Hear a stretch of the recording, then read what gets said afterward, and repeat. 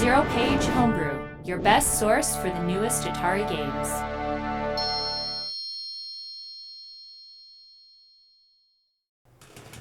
Welcome to ZeroPage Homebrew, your best source for the newest Atari games, like she said in the intro.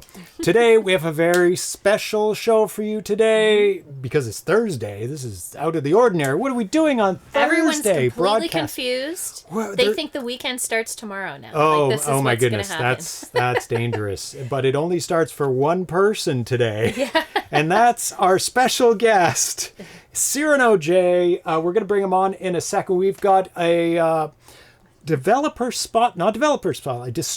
spotlight on Reboot. Very nice. And we're going to be talking with CyranoJ all about Reboot releases, Nice. Reboot games, and how Reboot works through the ages, taking us on a journey through the eras of Reboot. So if you want to get that Jaguar sign right there, it looks like it's already detached from Bad Cats. We're going to put it up. Let's pull it straight forward. There you go. First, I'll have to... There we go, Very Jaguar. nice. Put that in the cat cam. And there's a cat in the cat cam. Couple of cats. Or a cat butt on one side there. He's not fully in the cat cam. No. I want to thank all the Twitch subscribers who are gently scrolling down the side beside Tanya. Thank you so much for supporting the show. And thank you, Sicko Game Fan, for subscribing yesterday, the newest subscriber. And the newest follower is Shrill. It's very hard to pronounce. Thank you so much. Very nice. For help supporting the show. And if you'd like to support it too, you can too. You can subscribe with Prime somewhere with the button. It's free with that. Or you can just pay money. That's fine too. And we'll give these cats some cat treats on behalf of you. Now tomorrow, we are broadcasting like normal, and we have a very special show, an exclusive world premiere of Tony's Montezuma's Gold for the Atari 2600, as well as some other games. We're going to be playing... I've forgotten what the games are. But some other awesome games as well for the 2600. Very nice. Including... Hi. The new game that was just put out recently, Zaxxon Arcade. Actually not put out at all yet, but we're going to play it again on the show because nice. We only played it a little bit while John was here. And also chatting, yeah. We're going to get an exclusive update of Thunder Tank from Kiki PDPH as well. Very nice. But right now, without further ado, we have an interview with Lawrence Staveley. So from Reboot, please welcome to the show the multi-award winning developer of games such as Gravitic Minds, Last Strike, and Jumping at Shadows. You might know him online as CyranoJ for his distributor spotlight on Reboot. Please welcome Lawrence Staveley. Welcome, Lawrence. How are you doing? Hi, everyone. Welcome. Great. Thanks. Good to be here. Yes, and you're in Tomorrowland, so tomorrow is Friday for you, like I said off the top of the show. Well, today is Friday. Yeah, today it's very confusing. Time is wibbly wobbly, and it's very hard to understand. I'll get your lotto numbers later for you. Oh, excellent! Just email them over, or PM me, and we can split it. You know, that's how the Australians and New Zealanders can collaborate with us. It's getting those lottery numbers. Yeah, there you go. Yeah. Or also making awesome Jaguar games, which you tend to do. So on a couple of years ago, 2 years ago, we did a developer spotlight on you, and that concentrated on the games you worked on specifically. So if people want to get more info about you and the games and your background, they can go watch that after this. Don't stop watching this. But of course, there's going to be some crossover talking about the stuff today because there is, just naturally. But I'm going to try and not duplicate too much and concentrate on Reboot and the distribution of games and everything to do with Reboot. So like distribution through Reboot themselves and all of the partners that you've made along the years, distributing your games to. And also, you've released so many games over the years. It won't be possible to play every single one today. So we're just going to play a select few of games as we go through the eras of your games. I know some favorites of ours, favorites of Tanya's, so that we can just show off a sampling. But you've made a lot of games, that's for sure. A few. A few, yeah.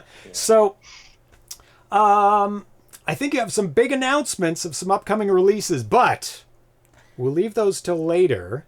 So I'm very looking forward to hearing about those and seeing what you have in store for everyone. So you'll stick around to the end, or just jump forward if you're watching on YouTube, or just fall asleep for an hour and a half and wake up and you'll be here at the new releases. I'll just come back later.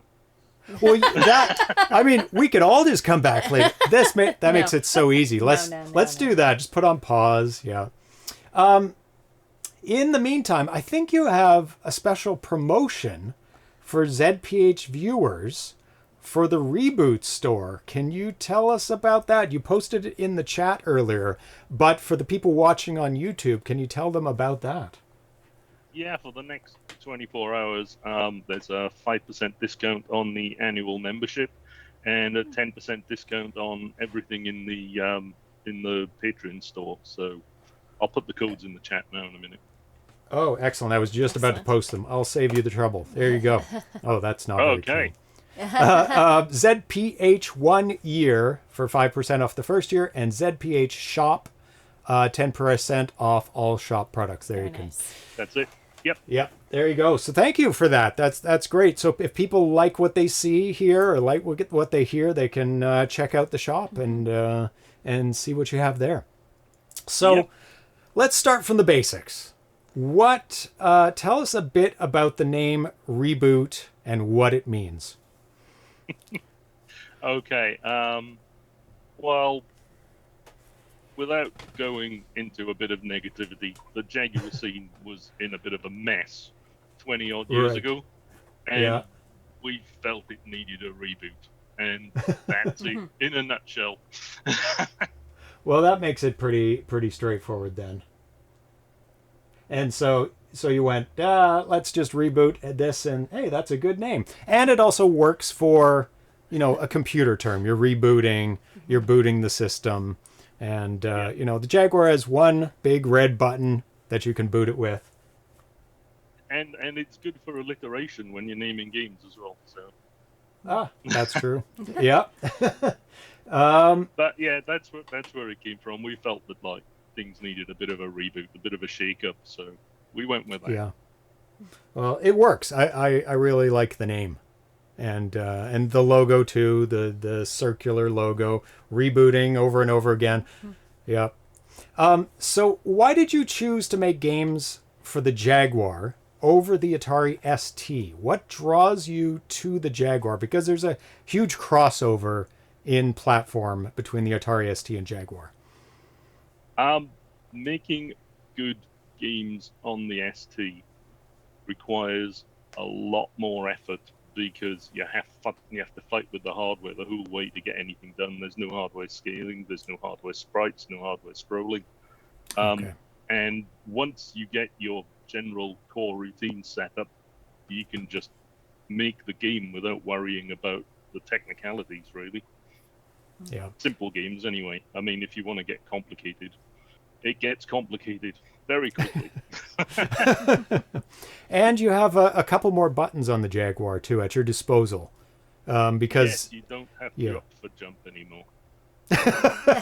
You can use A The or up for C jump, or B, or even an extra 3 buttons if you have a 6-button Jaguar controller. Or a whole plethora of, 0 through 9, or, a pound, or a star, too. There's tons. Or a spinny controller, or a mouse. Exactly. Yeah, so many controls. I guess they thought, on the Atari ST, you have a whole keyboard of keys. You don't need extra buttons. Just reach over to the keyboard. That doesn't work. Put the keyboard on the floor and use your feet. That works. That works. I think I have done that with my C64 back in the day. Yeah. I'm like, okay, I use the joystick, but some need a couple extra buttons. So yeah, let's reach over with my foot. Yeah. Yep. And you'll be happy to know, or unhappy, or neutral, that I got an Atari ST recently. Excellent. So I got a Atari 520 STE with 4 megabytes of RAM. That's a good starting place. Yes, and Probably the best starting place. yeah, I did research. I'm like, well, the stuff beyond that is crazy expensive and rare and doesn't give me much bonus because people don't make many games for it, like the Mega and the Falcon. And so I wanted one that's completely kitted out. So I'll be able to check out all the scene, the Atari ST scene, which is very cool. Yeah, it's cool. Look forward to seeing those streams. Yeah, me too. I just have to figure out how it all works first, and then I can get it going.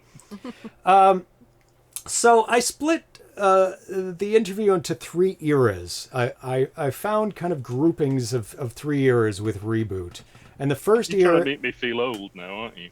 Oh, they're very short. They're very short eras. They're minuscule in the scheme of the universe. It's very small, short ones. So we're going to start with early releases, which I term from 2009 to 2014, starting with Project One, Superfly DX, and Downfall.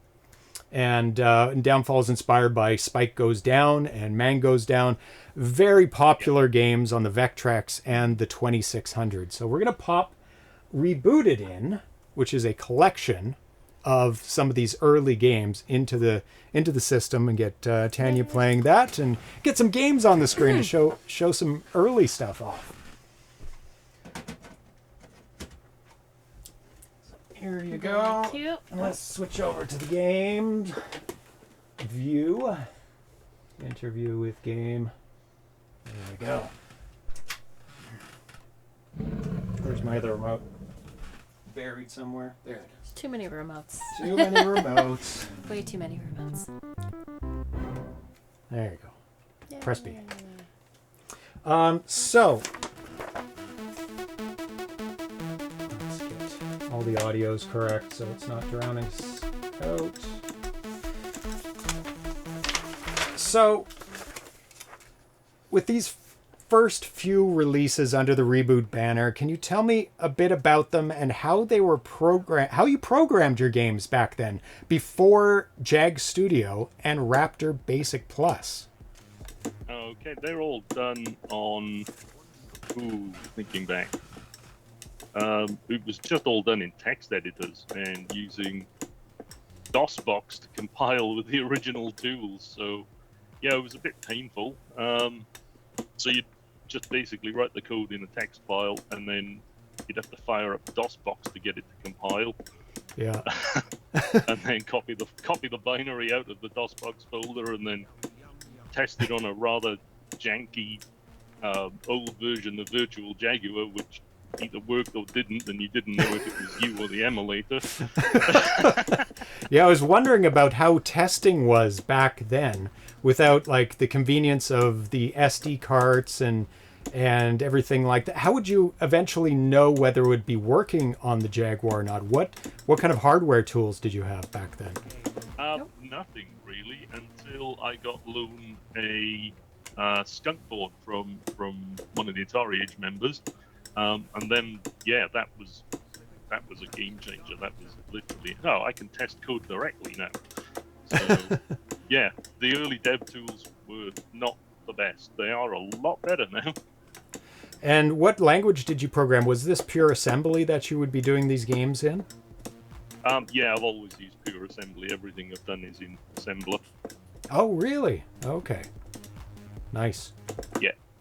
And that's what I'm doing for the my 2600 games as well. Because if my thinking is, if you can, program in assembly, you're going to be able to squeeze out the best you can out of the system, doing the most efficient code possible.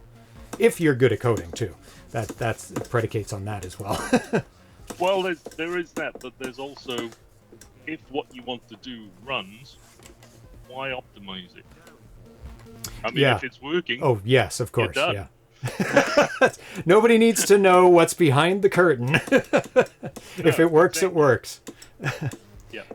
And what was the scene like back then? What in the early days of Reboot in terms of online communities? Atari Age was obviously around back then. They've been around since 2001. We just celebrated their 25th anniversary. What was the scene like for selling games, building games, learning about programming the Jaguar as well? How did you learn to program the Jaguar? The scene at the time was, to put it politely, fractured. Yeah. There were groups of people sharing information, but they weren't sharing information with each other.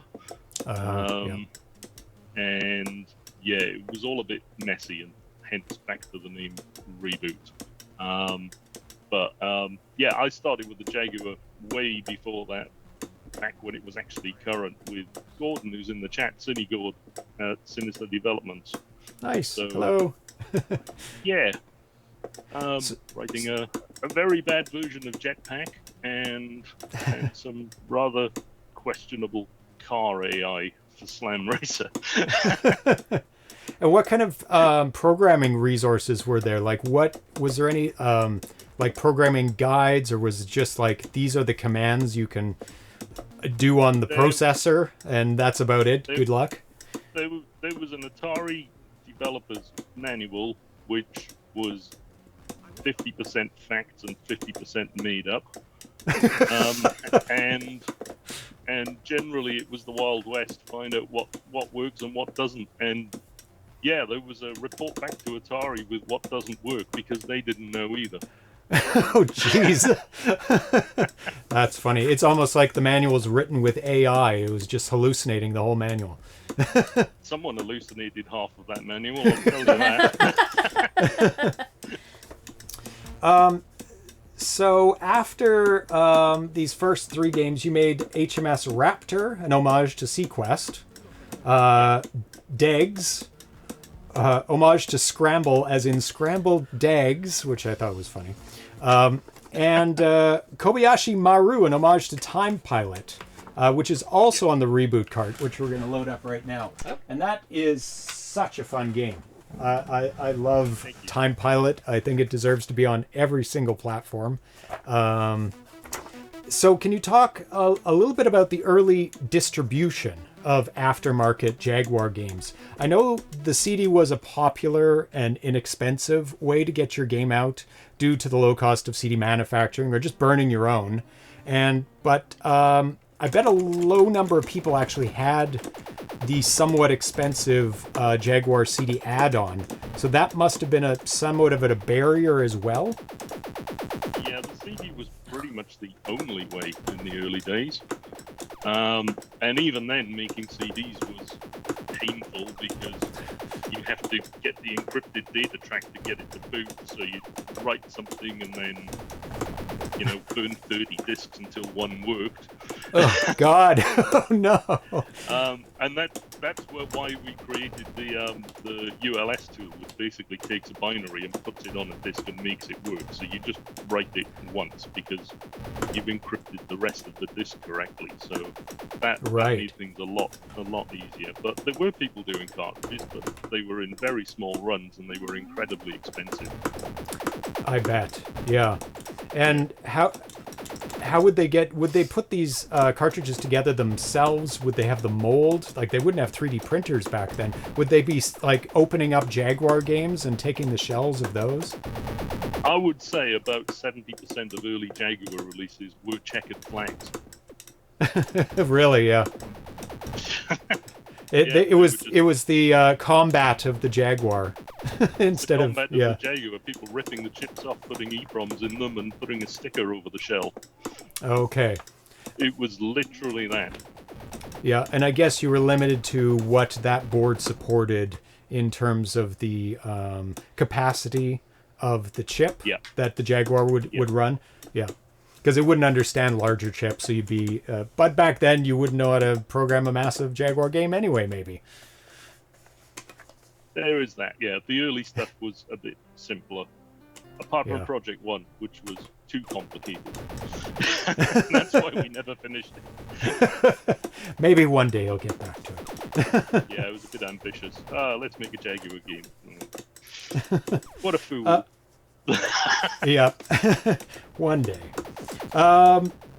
So then in 2013, there was Jaguar Volume 1, which was a compilation of a bunch of different people.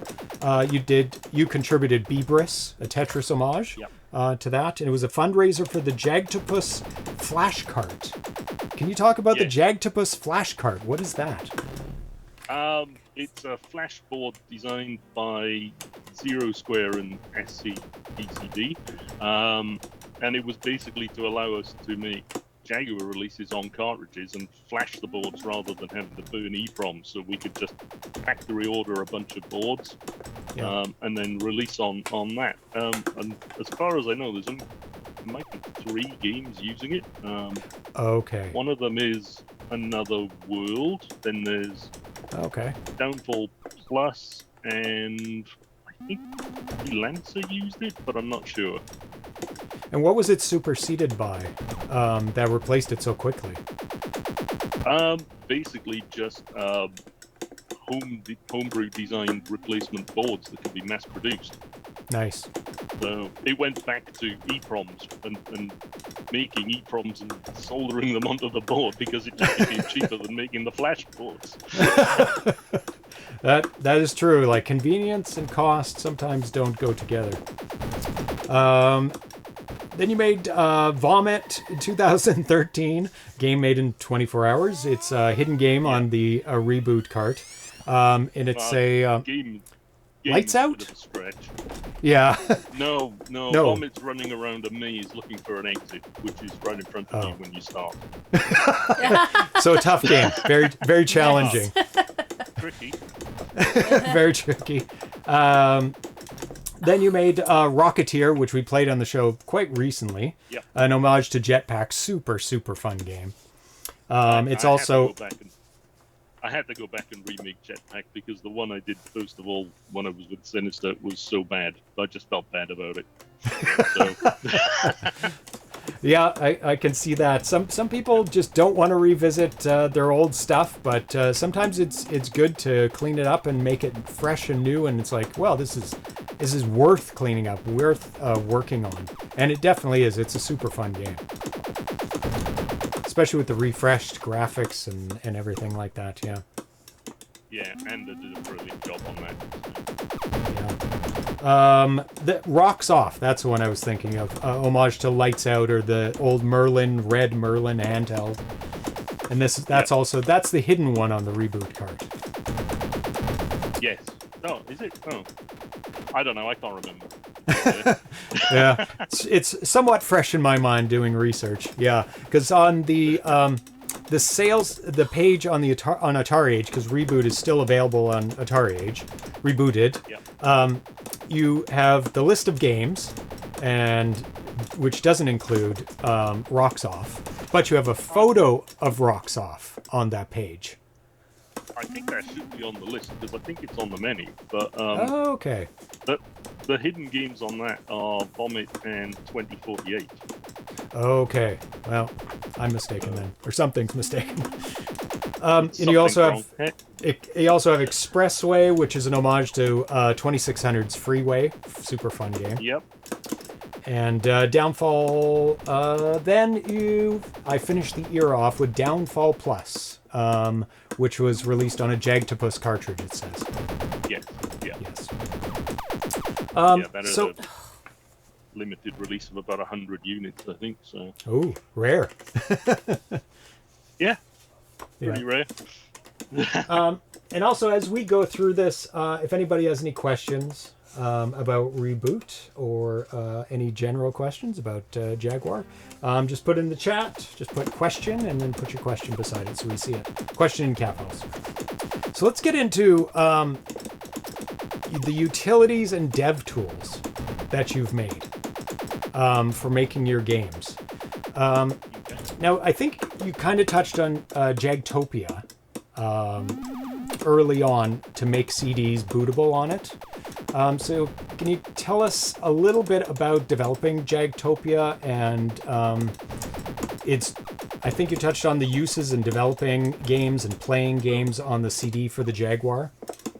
Yeah, so Jagtopia and ULS are two different things. So okay. basically, before we could encrypt Jaguar CDs, we had to release them as unencrypted disks that a retail unit wouldn't boot. Okay. And you would get bypass cartridges, which you'd put in, which would trick the BIOS into thinking it was legit and would boot the cartridge. Not the cartridge, the CD. And they were quite expensive, so I basically made Jagtopia so you'd have like a boot CD, like the old Utopia CD on the Dreamcast. So right. you boot Jagtopia and it would say swap disks, and then you put your unencrypted disk in and it would boot that for you. So it was a way of doing it without the boot CD, the cartridge for it. Also, if you use Jagtopia, you can then use the memory card in the cartridge slot, which if you've got a bypass card in, you can't use the memory card to save. So okay. there was that as well. Well, that's cool. Yeah, then ULS was a tool that we wrote to allow binaries to be put onto CD, and just it would write out a disk juggler image that would just boot straight up, and there'd be no calculations or big pile of 30 wasted disks or anything. It would just boot. And there was a big pile of about 70 disks when we made it, but once we made it, that was it. That must have been revolutionary for the Jaguar scene, be able to make your own games without the rigmarole of having a cartridge in or anything like that. It was pretty revolutionary at the time. Unfortunately, it was also revolutionary for all the eBay pirates who started using it to put all people's games onto eBay and start selling them. So it had a negative effect as well, but you can't help that. Yeah, I mean, pirates will do what pirates do, and they're still doing it to this day as much as they can. But you have workarounds for that now to be able to, because I always see like it's. Can you talk about that just a little bit? Not the behind the scenes, of course. No, there are ways to lock binaries and detect if you're running off a flash card or a real card, and then work or not work as you so choose. Yeah, and that's been fairly effective in thwarting the pirates. Yeah, it's been pretty good. It's held its ground so far, so we'll see. Hopefully it stays. Going back to ULS. Yeah. The way that works exploits a flaw that Atari knew about in the CD protection system. Well, lucky you. People with dev kits who were making CD games a CD on the Jag is made of multi-sessions. There's a boot session and then there's a data session at the end of it. Okay. And we were all explicitly told never to write data into the boot session. Never. Do not do it. No, they would not publish anything. If you put any data in the boot session, they would invalidate the disk and say, we're not going to publish it. And the reason for that was checksum only checked the data session. Oh, geez. Oh, my God. That's so hilarious. The way that ULS works is it creates a gap in the boot section. Yeah. And then puts the bootloader in the data section, which is then checksummed and encrypted, and the bootloader loads the data from the boot.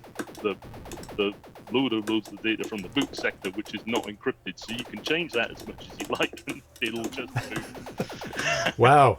That's security through obscurity, it seems. It seems too simple to not find out, but if they tell you never do that, not allowed, there must be a good reason. And nobody just looked into it. And also, incidentally, as far as I'm aware, there's no multi-CD Jaguar releases. They're all on one disc.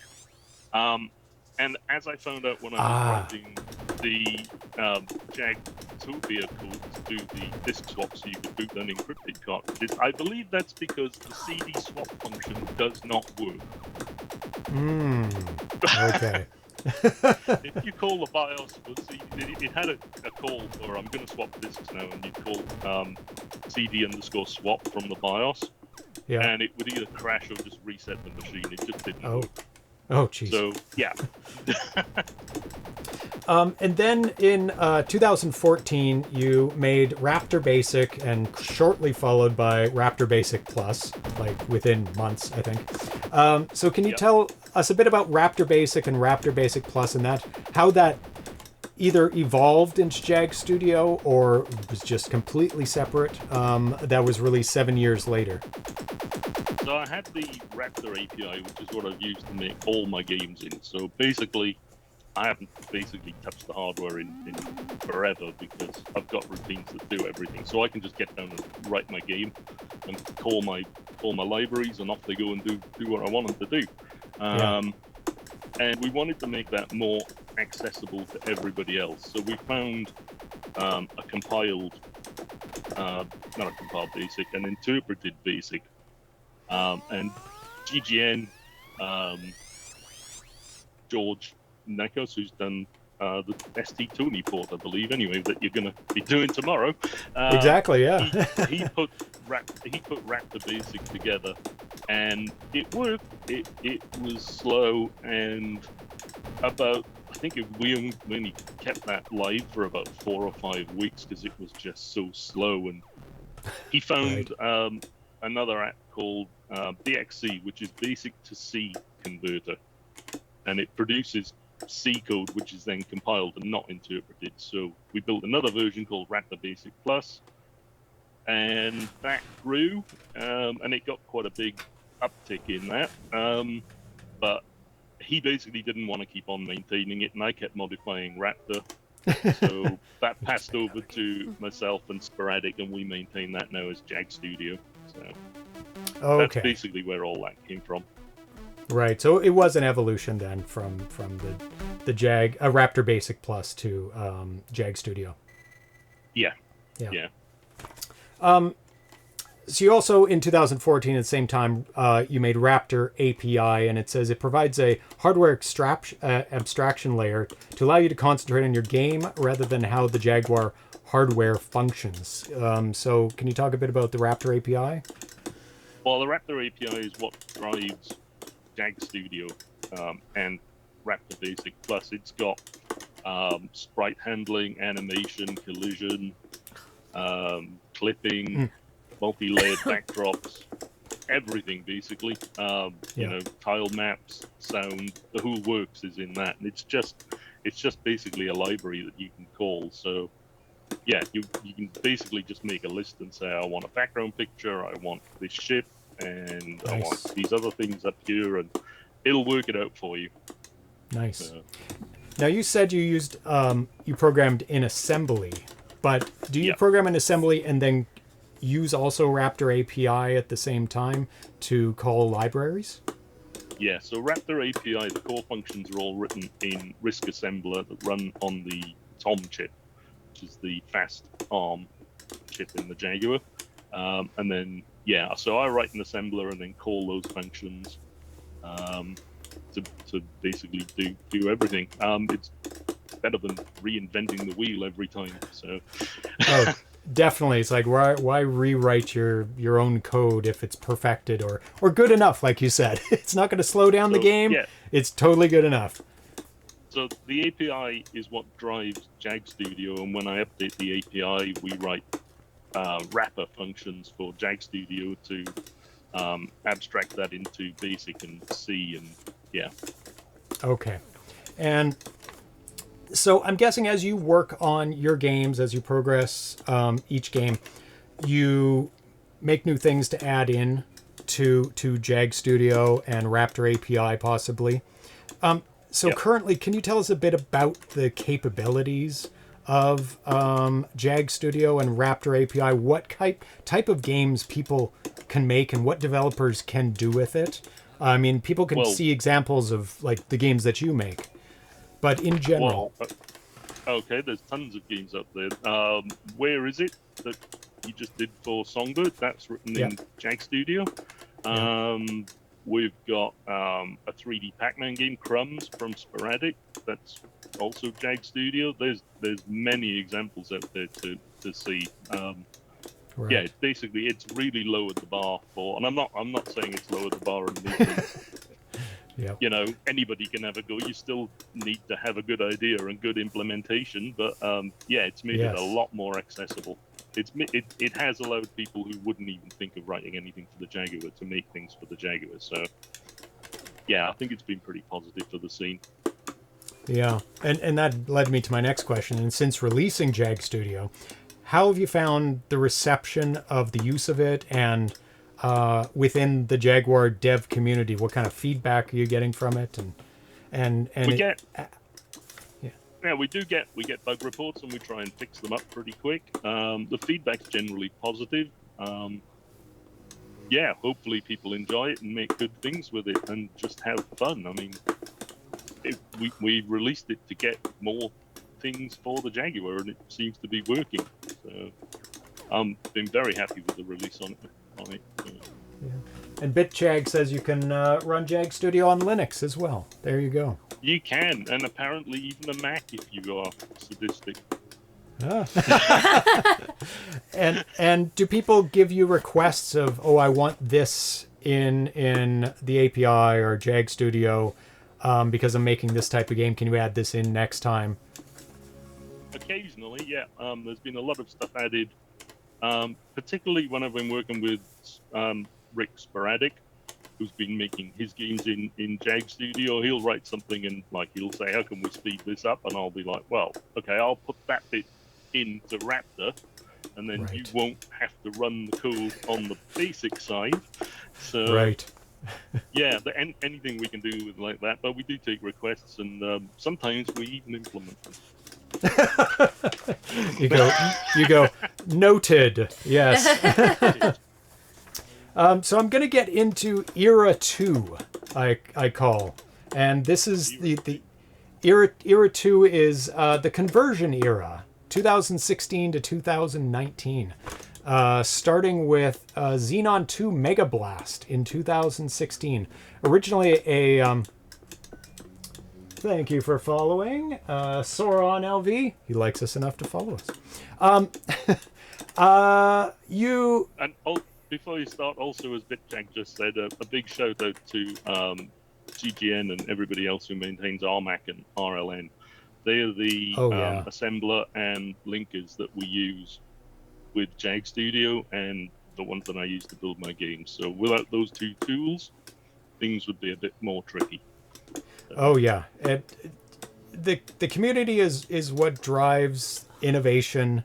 It's the tools. It's the people helping other people with coding. It's enormously beneficial to everyone, and it's great to give shout outs like this to people like that, because without them there would be no games. Really, we'd be just struggling in the dark. Well, while we're doing shout outs, we've got U235 and we've got memory's gone. That's okay. The Xenowing team who've released audio libraries, which we've also integrated in. So we've got some great audio libraries to play with now. Yes, very important. Audio is super important. So the first game in this next era is Xenon 2 Megablast. And we're going to let Tanya play it. It's a shooter. Yay. I don't know if you've played it before. I don't know. I think you have. I'll see. I think you have. I'll recognize it once I play it. Very gorgeous looking game. It's so beautiful. So you've converted a ton of classic Atari ST games to the Jaguar. Can you talk about your process of bringing them over, and what resources do you usually get from the original developers? Right, okay. Well, the resources is none. Because nobody kept anything. Bastards! So they don't have the original source code. They don't have, graphic elements to even hand you. They just go, yeah, we made a game 10, 20, 30 years ago. Yeah, you're allowed to bring it to the Jaguar. Good luck. Is that the conversation? Pretty much it. Yeah. Oh my God. I mean, they're great. They'll find they'll find like old artwork or whatever and supply that so we can use it as a basis for box art and things. But as far as source code goes, it's non-existent after 40 odd years. Oh, jeez. So then how do you deal with that? How do you take basically just the binary, like the ones and zeros? That's all you get is what everyone else got, you know, because it came on disc. So they just hand you a disc and say, this is the retail release. Go for it. Yep, pretty much. And you just start disassembling it and ripping it apart. Finding out what makes it work. Well, that's probably why you're an expert at making Jaguar games, because you have to know down to the nitty-gritty, the literal ones and zeros of the Jaguar and everything that makes it tick. And the Atari ST as well. I'm still learning. I mean, yeah, there are people who make things that help, like SCTCD did the screen conversion routines, and we've got the people, as I said, who did the audio routines, but there's a lot of work that goes into these ports. It's not done with emulation at all. Each one is done individually by hand. Yeah. Oh my god. So you've brought quite a few titles over from Bitmap Brothers. This is a Bitmap Brothers game to the Jaguar. Yep. Including, let's see if I've got some other ones handy here. Speedball 2, Brutal Deluxe as well, and some other ones. How do you generally get in touch with these classic developers and game studios and convince them to put their games on the Jaguar? Which, you know, given it was a very small footprint in the timeline of consoles, a very dedicated community, but relatively small to Atari and the rest of the consoles. It could be sometimes quite a challenge, you know, because for a lot of like 2600, 7800, yeah, to be honest.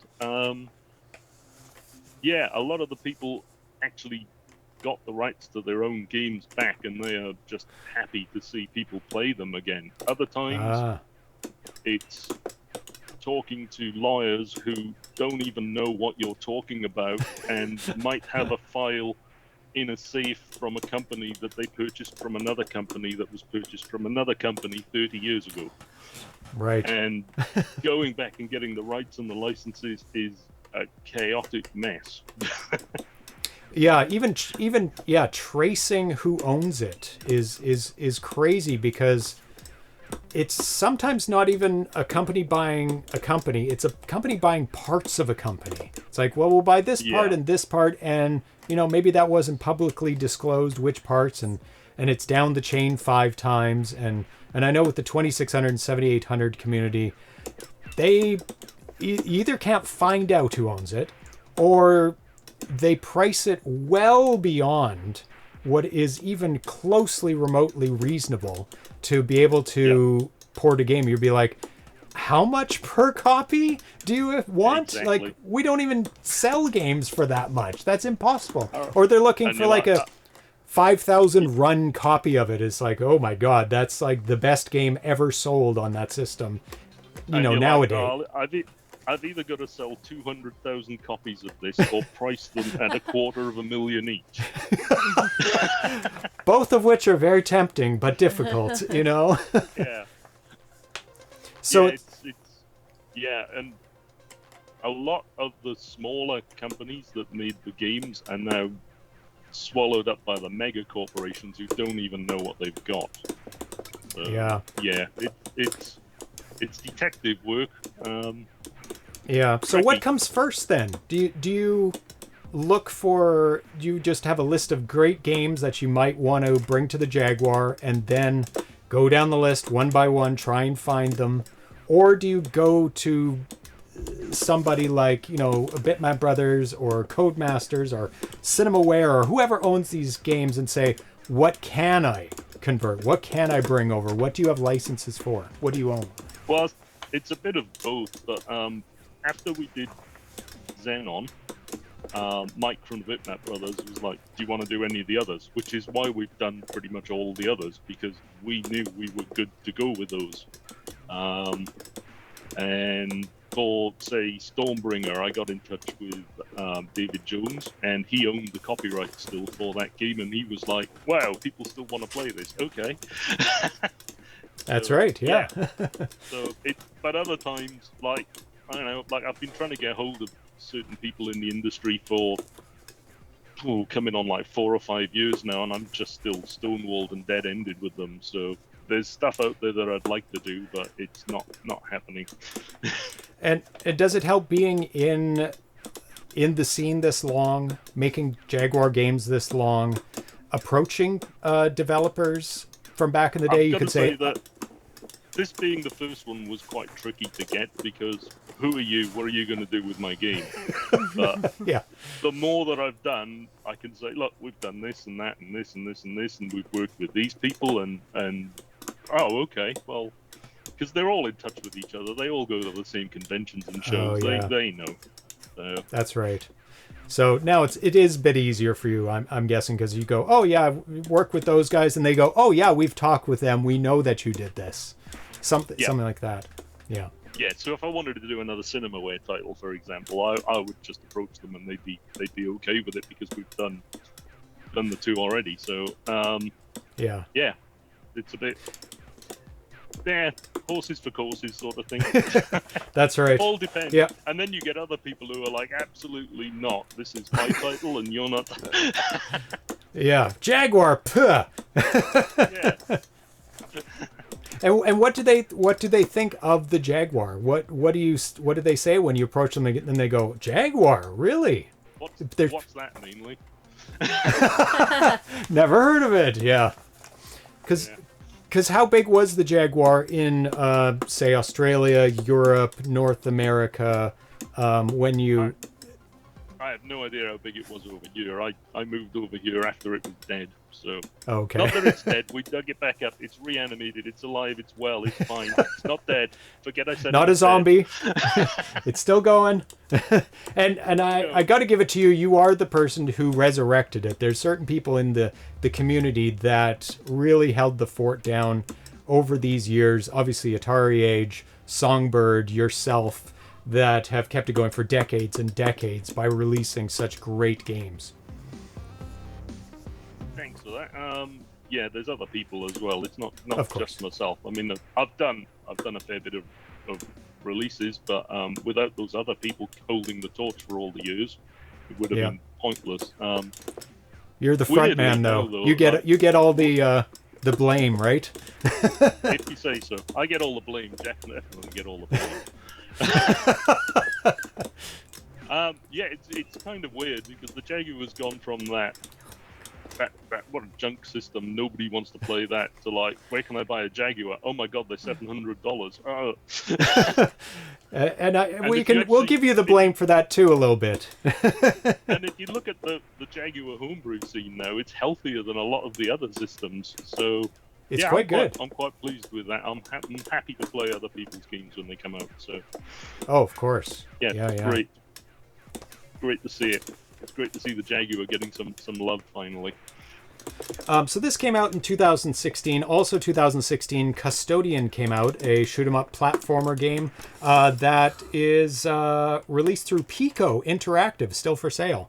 Can you talk about Pico Interactive and your releases through them? You also worked with them on Switchblade Impossible and Switchblade 2. Switchblade 2 is also available on Atari Age.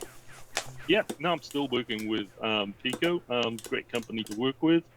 They basically bought a bunch of IPs and just said, "Can you do Jaguar versions?" They're into retro, so yeah, that came about. I did a couple of titles for them, and I've done several more that are hopefully going to be released over the next year or so through the Pico label.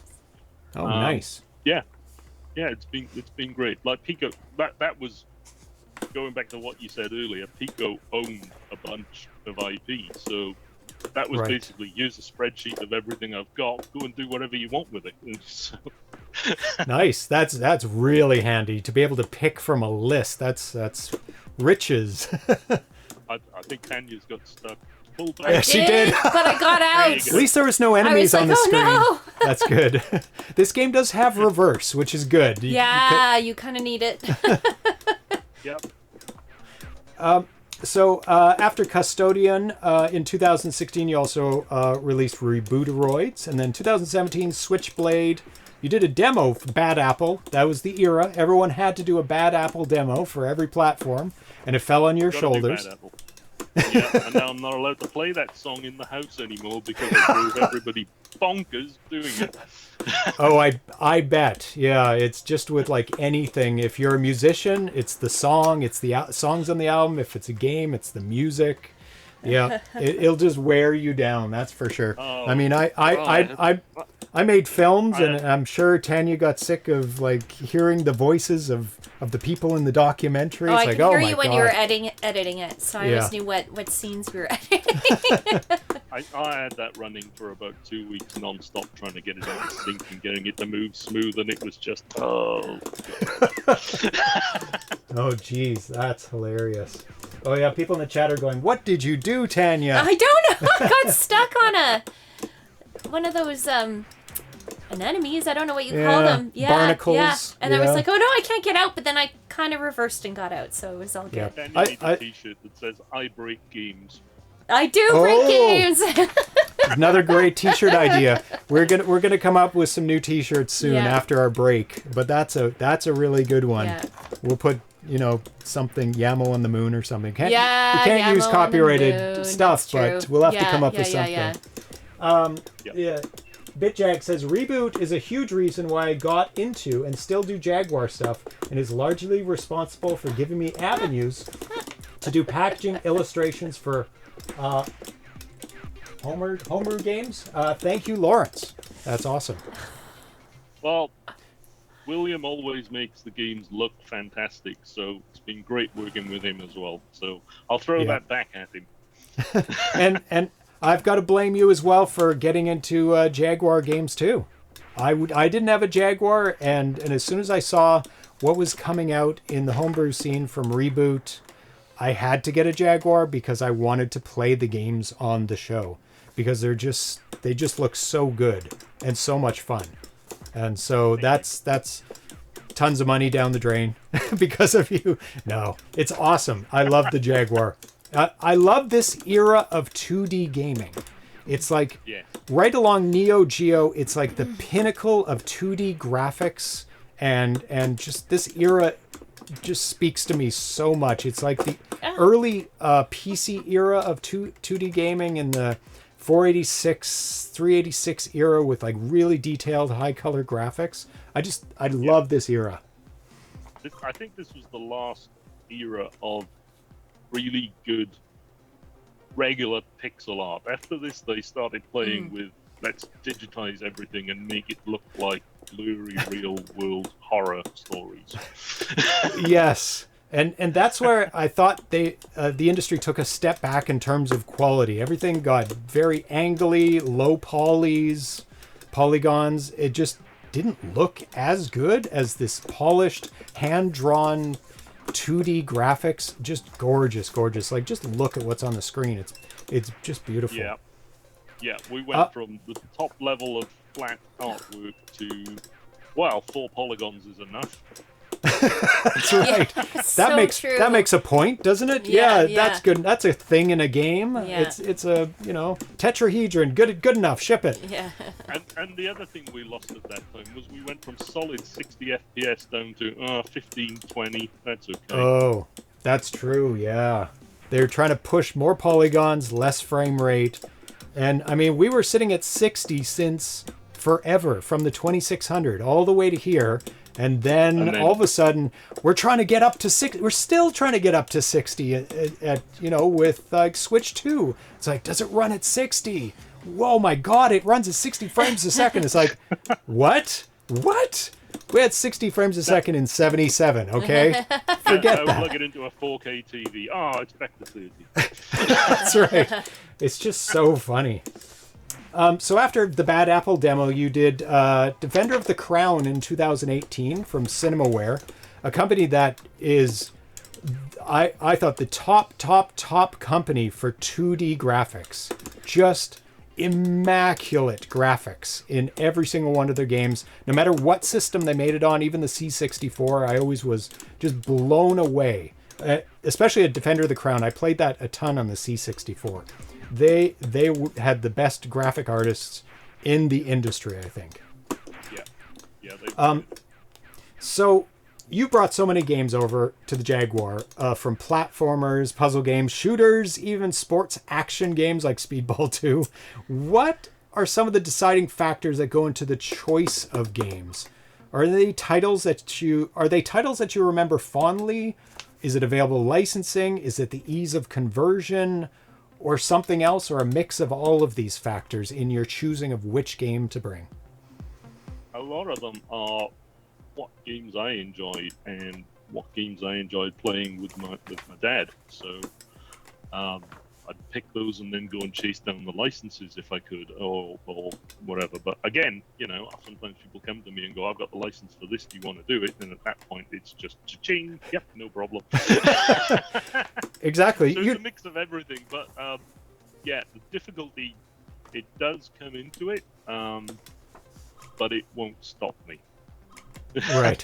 Because it was a popular game back then. People are still going to love it now when you bring it to the Jaguar, even if it's not your favorite genre or title.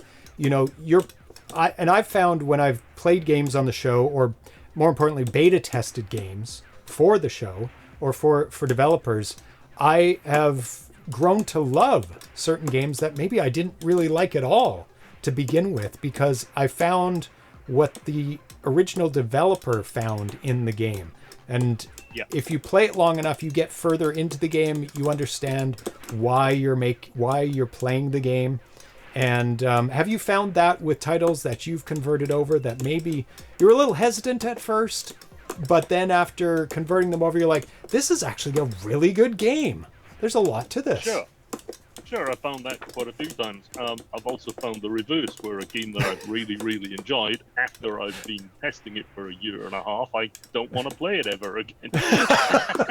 That's true. And then it comes to go and promote it. Oh, do I have to? That's right. You got to go and do the rounds and show it off and talk about it. That's why I try not to listen to albums too much when they first come out. It's like, I know I'm going to burn myself on listening to this album. I got to space it out, because there's some albums I loved that I would just not listen to ever again, because I listened to it way too much as a teenager or in my 20s or something, and I made a mistake. Broom that just came out. I love that game. It's good. Yeah. And I played it for weeks, months, probably on the ST with my dad, because you could play it linked up, so we'd just race each other. Oh, yeah. And I've got great memories of that game. And while I was converting that, often I would just fire it up to test something, and then it'd be like an hour and a half later, I've done like 400 laps. Dangerous. Oh boy. Yeah, it's a really, really nice balance of realism and also arcadey action in Vroom. It's super fun. Yeah. But that game was really pushing things on the ST to keep that frame rate up, and the port was insanely tricky to get running. Carl would tell you how many revisions we went through, and I found another bug, and it became a bit of a drag to get it working in the end, but it was well worth it. So like I said, if the will is there to port it, the challenge is just a challenge to be overcome. Yeah, no, it runs at a very, very good frame rate. It's high action, that's for sure. Vroom. Yeah, it's a crazy game. So to round off this era, we've got a bunch of releases that you brought over from the ST. Treasure Island Dizzy, which is funny. Oh no, this is the other one. Fantasy World Dizzy. I got the actual disc when I bought the ST. It just came with the computer, so I have one of those games that you brought over. So Fantasy World Dizzy as well. Loops. You worked with Songbird on this title. Impossible, Head Over Heels, and Speedball 2, as we referenced before. Which brings us to Era 3, that I've dubbed. Modern Mini Carts and Caravan.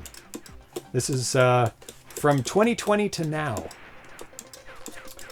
Oh, there they are. Yes. Exactly. So here are all the mini carts, which I think are adorable. They are so cute. I love the form factor. They don't take up much shelf space.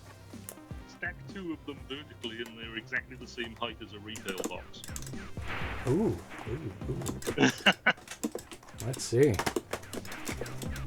They are. That is a good piece of trivia. That's great. Yeah. So I could actually put them inside a protector again, and 2 of them inside. Yeah. There we go. Protected. Or you can put them on the shelf with the other titles. Well, so I can slide them right in. So let's put in the next game, Last Strike. Another one of my favorites from you. From this era. So let's start off with talking about the mini carts. So tell us about your line of mini cart releases and the form factor of the carts releases in terms of the packaging that you have in the Reboot store. What prompted you to make this small packaging and release them yourself? Well, I wanted to release games myself rather than going through a publisher. And I was looking into that, and my local printer, who's done all the print work for the mini carts and everything, was unable to print the packaging for a full-size box and get it laminated because his printer actually isn't big enough to do the print for the thing. And he phoned around a couple of his mates, and he couldn't find anyone in South Australia who could do it. So it was like, well, okay, what else can we do? So I had some loose cartridges, which I'd ordered some boxes for to just store on the shelf, because if you try storing loose cartridges, they're round and they wobble everywhere. Oh, so, Jaguars are the worst. They're terrible. So I got some boxes, the mini cart boxes, to store my loose carts in, and I was just holding one day, and I was staring at it, and I was like, that's a box. There you go. Yeah. Sometimes it's like that. Put them in there, and then put the cart in there, and then you get a boxed game, but it's not a full box game, and that can be a lot cheaper as well. So I can bring the price down, and for shipping myself, and that's how that all came about. So. Sometimes it's just like that, kind of accidental or happenstance, and it's just like that's a good idea for many reasons. Yeah. And I didn't know if anybody would want them, so I put them up on my Patreon, and everybody pretty much wanted one, so I opened it up for everybody else and got quite a few orders for those, and now here we are, like 19 releases later in mini format. So, jeez, that's really great. Yeah. So, Reboot actually has talking about Patreon, Reboot has a massive contest running this year with the prize of a Jaguar, a Jag GD, and a ton of other prizes. So really, really good prizes. Can you tell us a bit? Oh, there it is. There it is. And I'd like to say thank you to Saint for sponsoring that. Oh, yeah. That's awesome. Yeah, Saint makes amazing products.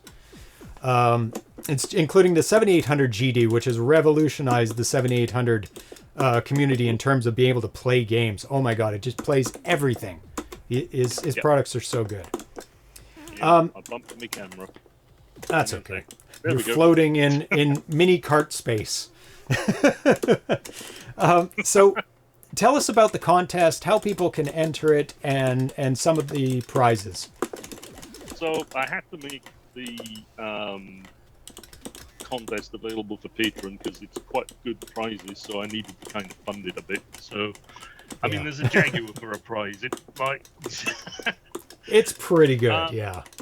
Basically, we're running 12 competitions throughout the year, running one a month, and we're assigning points of first, second, third, fourth, fifth, and the person who wins it overall at the end will get the grand prize, and there are runners-up prizes, and, the whole community's come together to sponsor this. So the prizes have been donated by myself, by Neo RG, Atari Age, Carl at Songbird, Pico Interactive, and Retro HQ.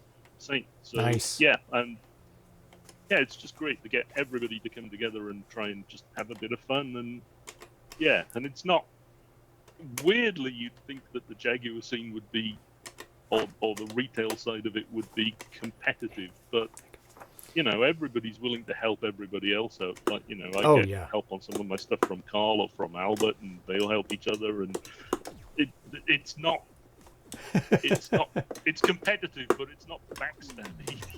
No, because we're all after the same thing: building a good community, releasing great games, playing great games. We're all after the same thing. We may do it a little bit differently, but we're all after the same goal. Exactly. Yeah. We just, everything's just, we want people to succeed. So. Yeah. And we play these. We play this contest on the show as well. We not participate because we're not eligible. I'm not going to be eligible. But you're not winning. I know I'm not winning. No, I want to say I'm not eligible. No, you could be eligible. No. But it's been really fun. Just diving into these games a little bit deeper, and I think contests really help that, because you try and figure out ways to maximize your score, and in that way you also really understand the game intimately when you try and go for max score.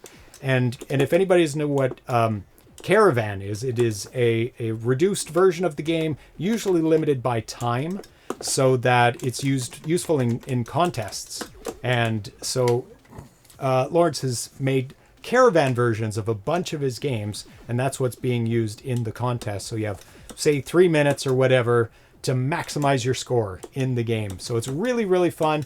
Doesn't take up much time either. You're not sitting it down at a game for 2 hours trying to get to the end of the game and failing, and but it only takes so long. And not everybody is, a high score freak. So we have other prizes. I do a regular cart draw where I give away carts to Patreon members, and got other prizes as well. Like I've got signed copies of some of the boxes from people like Mike Montgomery at the Bitmap Brothers, and nice. Some Stormbringer boxes coming up.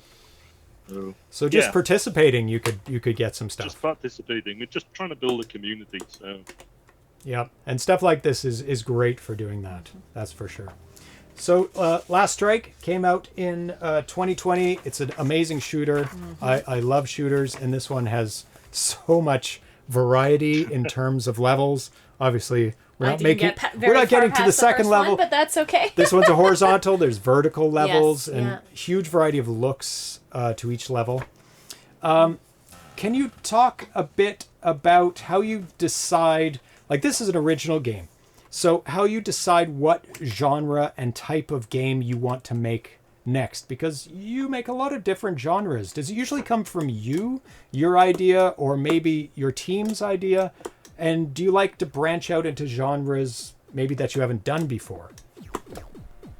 It's a bit of everything. I just like coding things that I haven't done before, just as a bit of a challenge. So at this point, we hadn't done a sideways scrolling shoot 'em up, so it was like, well, let's do a sideways scrolling shoot 'em up.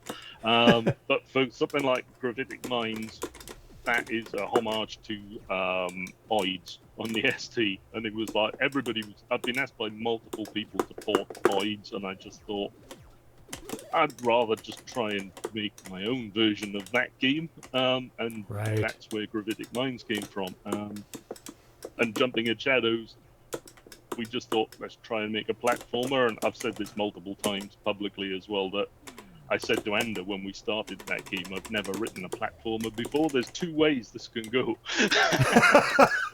Yeah. bad, or awesome. Like, that game spent months just as a static screen with a character just jumping around until we got it right. And then it expanded into the rest of the game. But it was like, no point building cool worlds and levels if we can't get the jumping mechanic right. Yeah, especially when it's in the title, Jumping at Shadows. You better get the jumping right. The right gravity, the right feel. Yeah. Yeah. So yeah, it's a bit of everything. There's no real. Yeah, it's whatever we feel like at the time, and then sometimes a couple of weeks later we don't feel like that and it gets shelved. It's got to get momentum. There's got to be a want there to make the game. Otherwise, it just feels like a slog. Yeah.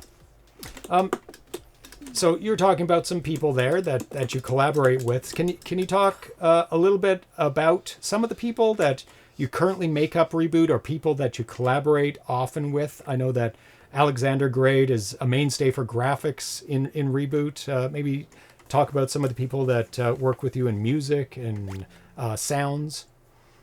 There's like you said, there's Alexander, who's done all the graphics of the recent stuff.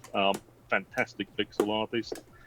Yeah. I get on really well with him. He seems to he understands how I work, and he'll push back on things when I go, no, we're not doing that. And I'm like, well, it'll be better if you do. And I'm, no, we're not. And then a week later, Get into a fist fight. Yeah. Yeah, we get into the old fist fight and argue over things, but it works out. Recently, I've got nearly all my music from Roald Strauss, who runs Indie Game Music.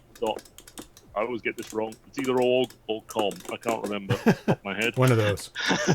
One of them goes to a placeholder page, and the other one's his site. So there you go. Very easy to understand. Yeah. But yeah, his music's fantastic. I love working with him. Yeah. And when I say working with him, he writes tracks, and I just take them and go, I'll use that in a game. So it's not. He's done a couple of tracks where I've requested things, but again, he's been great to work with.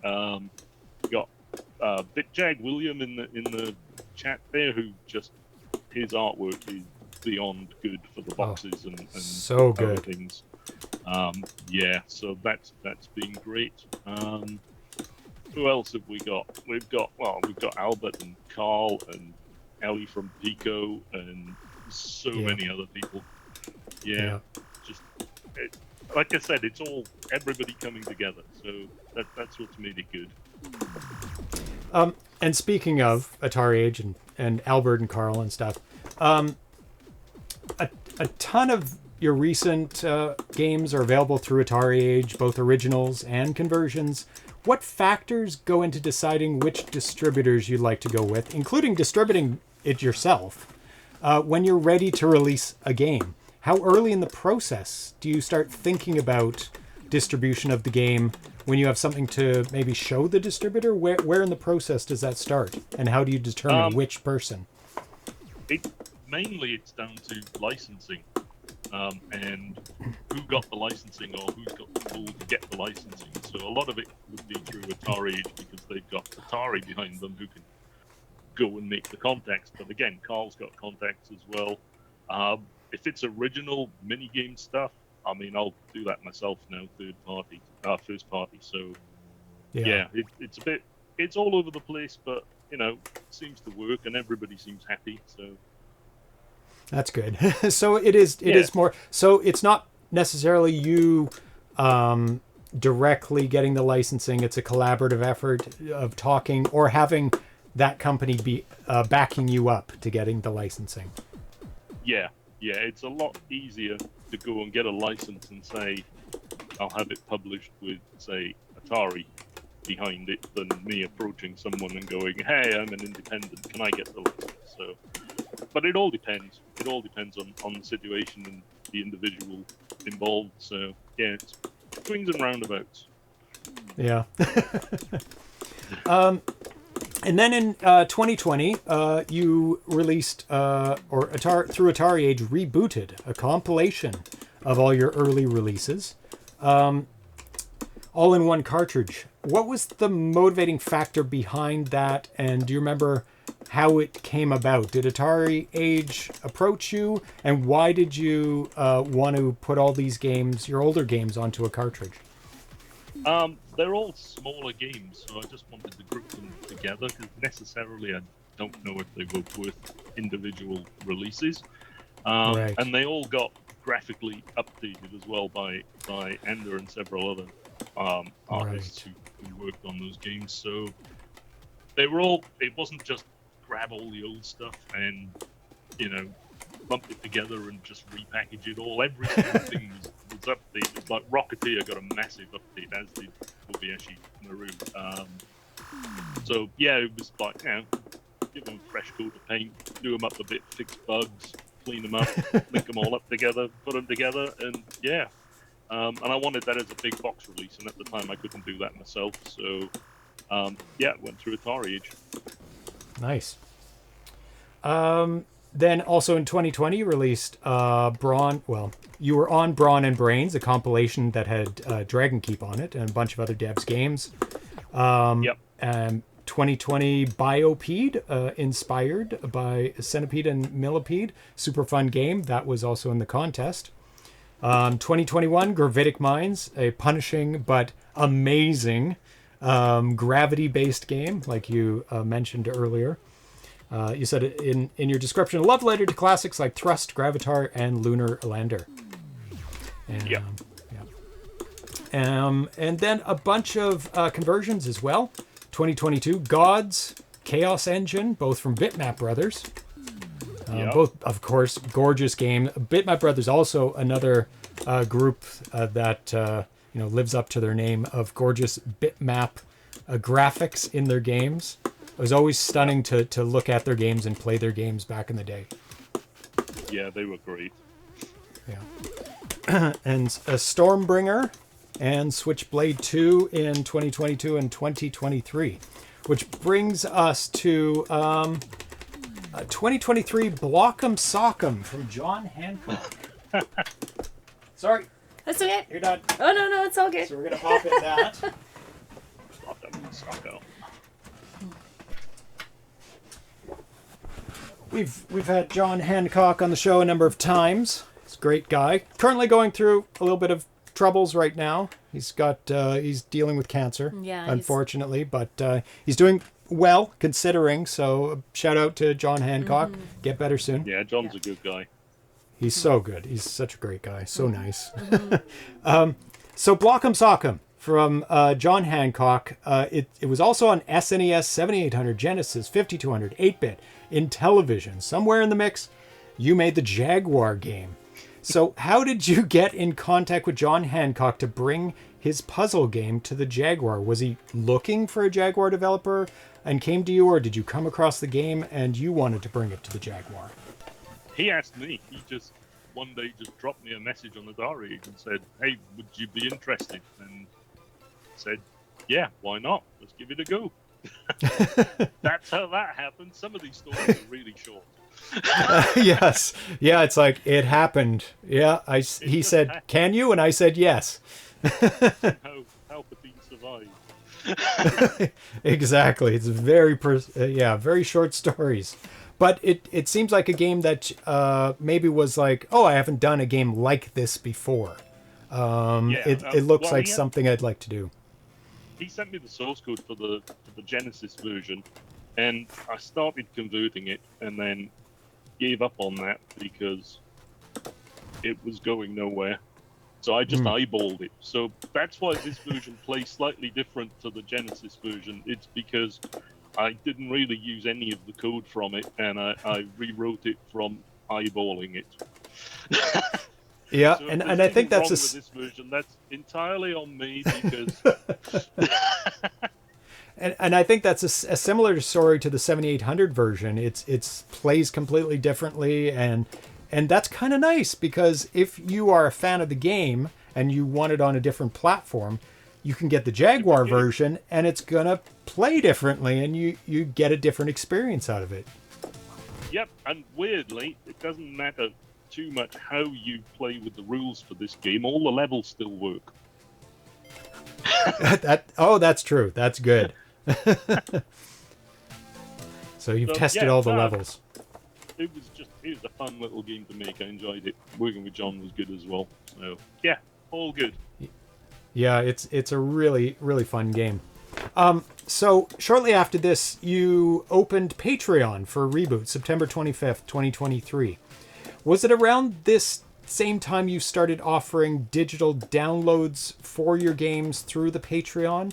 And can you talk a little bit about Patreon, why you started it, and what people get when they sign up for it? So just before I started the Patreon game, I got made redundant. So it was like, crap. Yeah. Time to start doing something. Yeah. Time to start doing something. So I thought I'll give Reboot a go. See how that pans out. So I started the Patreon. I offered digital downloads, and it went quite well. So I'm still here. That's basically why that happened. So, and, a massive thank you to all the Patreon supporters.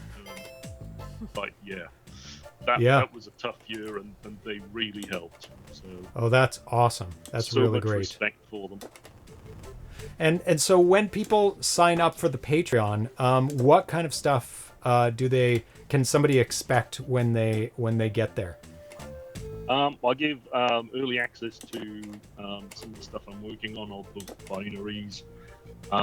We've done a design a game thing which turned into River Raid, or Raiding Rivers rather. I don't know what River Raid is. I've never heard of it. Never heard of it. No. Never heard of that game. The game? I don't know. Maybe. that turned into that. I do every other month I'll do an LED cart draw where I'll just pick a patron who's been on the top tier for like at least 3 months, randomly pull their name out of a spreadsheet and let them pick which mini cart they'd like to order, so they just get that as a bonus. There's giveaways. We've got a Discord channel with chats. Yeah, it's been community building. It's been good. Nice, and including the contest too. That's part of it too. Yes. Yeah. Yep, they'll get access to that as well. So all good. And I think it's really important to have things like this to build community, to have central locations where people can find out about your games, or just meet similar-minded people to talk about your games, like having a Discord for Reboot. Yeah, no, it's good, and get to talk to people, and they're the people who play the games. They enjoy the games, so I mean, that's why the games get written, is to get played. So talking to the people who play them is great, and it was a real eye opener to find out that people are subscribing and supporting. This stuff is valued by people, and I can't thank them enough for that. So that's awesome. I think the throwing the cube at the end is only for certain versions. Yeah, I don't know if Tanya's trying to throw the cube as the guy exits, and it's like, it's not working. Yeah, well. Yeah. I probably didn't watch the video long enough when I eyeballed it to get I think it's only on certain versions. So like we said, I can't, different game on different systems, so you get a different experience, which is, you're going to do well this time. And another brilliant thing with John was he never once said, this isn't how that game works, this game needs to work like this. It's not working. He was just like, no, this works, we'll go with this. That's great. That sounds like John. Yeah. Oh, let me just... No, you just have to twiddle it a tiny bit. You're good. Okay. Also in 2023, NovaGen Volume 1, Backlash and Encounter. That sounds like there should be a Volume 2 at some point. Maybe. Possibly.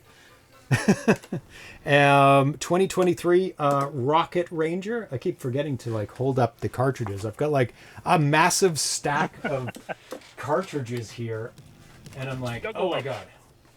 There you go, Rocket Ranger. Yeah.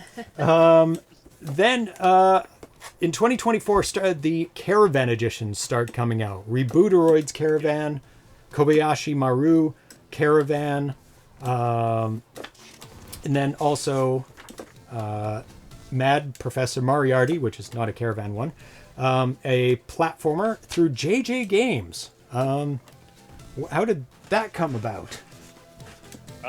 That was actually done for Pico, and JJ Games contacted Pico for a release for the show, I believe.